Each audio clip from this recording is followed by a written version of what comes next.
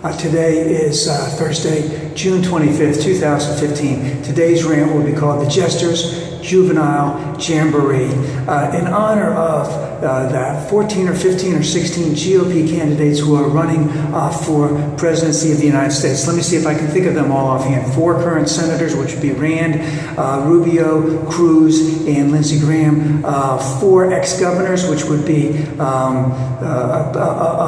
Huckabee, Pataki, Jeb Bush, 4 current, I missed one, 4 current governors, which would be Walker, Christie, Kasich, and, the former current one was Perry, then Kasich, Christie, Walker, and Bobby Jindal. That's 12 people already. Then you got Trump, that's 13, Santorum, that's 14. Then you got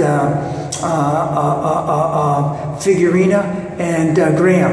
And the thing of the whole thing about it is that these next couple of months, these people are just going to be going all over the map to get the kind of attention. Look at me, look at me, look at me. And and I don't know how much press coverage can be. How can the Washington Post or the New York Times or any publication, how can Fox News be following all of these people? Maybe they'll do it through their local affiliates every time they show up. And they got to say something really crazy, off the wall, belligerent, nasty, vile, whatever, to get the attention so it'll get on the local news, so that it'll get on the national news.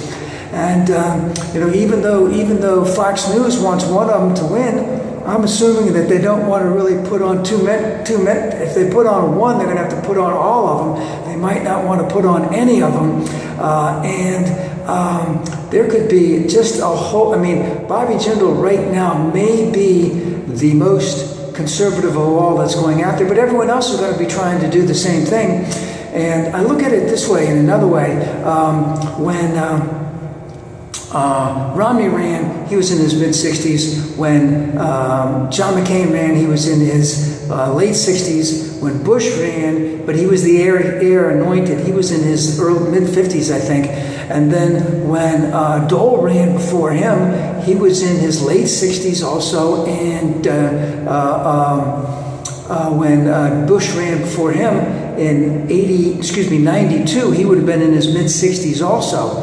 Or late 50, he would have been 67. No, he would have been in his mid 60s to late 60s in 92, and of course Reagan was in his late 60s in 1980. So what could happen is those who are possibly running for vice president, which might be Figueroa. No one else really is running for vice president on this side, even though O'Malley might be running for vice president on the other side. You could see Walker, who's only 46, Cruz, who's only 43. They could still run in 20 years and still be, could possibly be the heir anointed at that time. It's hard to think that some of these guys will actually be able to run again if they don't make it this time. Christie, Rand Paul, Lindsey Graham, who else could be? And if Figueroa and Carson, they wouldn't run again. Perry wouldn't run again. Bush wouldn't run, So they all have to make their mark right now. Like I said, the only 2 I could see offhand possibly being able to wait a while would be Cruz and Walker, who are both in their 40s. I think Walker's 46, Cruz is 43, something like that. So like I said, every time that they get out there on their stump, they've got to come up with something new and different and radical and burn your head off or something.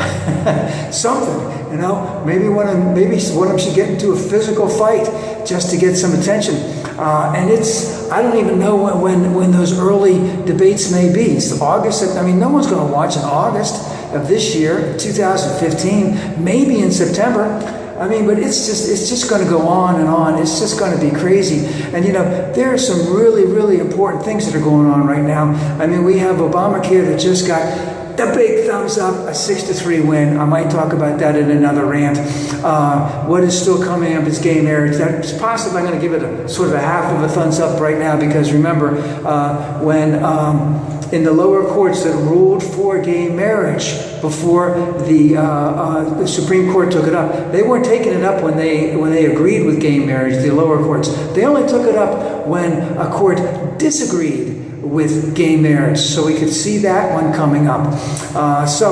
And we have the Highway Trust Fund that's coming up, and of course we're going to have some real problems coming in the fall when we have to renew the budget or renew appropriations because Obama doesn't want to have the sequester be running around anymore. And of course, we have some crazy people in the House who still want to get rid of Obamacare, who still want to increase the defense budget, who want to decrease every other budget, not willing to increase the gas tax to pay for the Highway Trust Fund, and not willing to do anything for the Highway Trust Fund, even though we need that type of thing.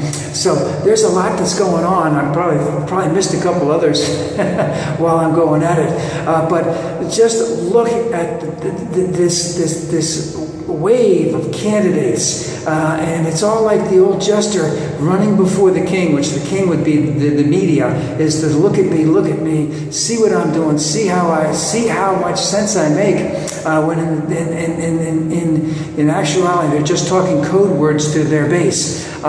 It's going to be crazy. There are a lot of important things that need to be going on in this country. It's unfortunate that it's going to be taking every single one of them further and further to the right, and whoever comes out of it is not going to be unscathed. Hillary is going to get her little claws from the left. I'll talk about that later. That's not a big issue right now, but what's going on in the Republican Party and those running for president, oh boy, it's going to be a joyride.